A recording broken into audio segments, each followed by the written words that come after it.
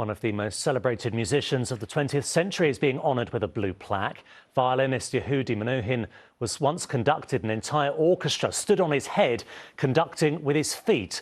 Now, 24 years on from his death, the Belgravia-based virtuoso will have a lasting legacy at the home where he rehearsed. Barbara Holmes reports.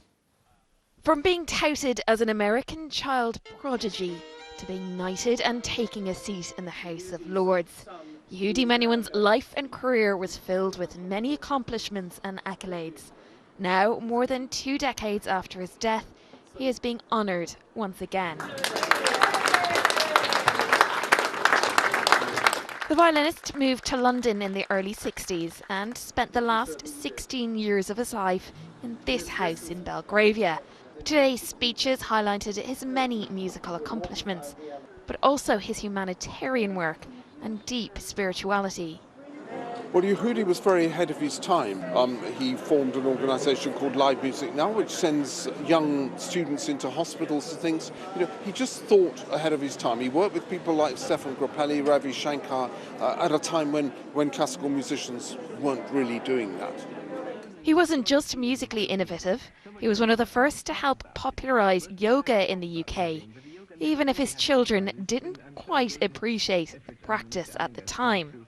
When I say I took lessons with Iyengar as an 8-year-old, people are sort of, oh God, unbelievable, what an incredible privilege. And all I knew was how awful it was. It was so tough. And I thought, God, when this is going to end, this hour of torture, But his greatest legacy stems from his passion for educating future generations of musicians. One of those performing here today is playing his 280-year-old viola.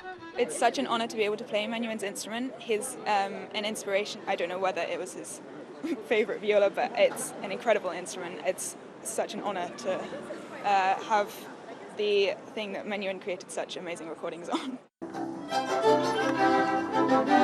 Inside, his former home is filled once again with the sound of musicians. Not only did Menuhin live here, but he taught some pupils here too. Well, it was absolutely amazing. Coming to the house of my idol was just something incredible, and it was like seventh heaven walking here. And so when I passed through London, it's sort of a pilgrimage. I so enjoyed being here. Sort of, for me, this is the center of the universe, and so I bring my children here, and just wonderful memories. It's not just a plaque unveiled here today that shows Menuhin's impact. It's the people and music that means his memory lives on. Barbara Holmes, ITV News, London.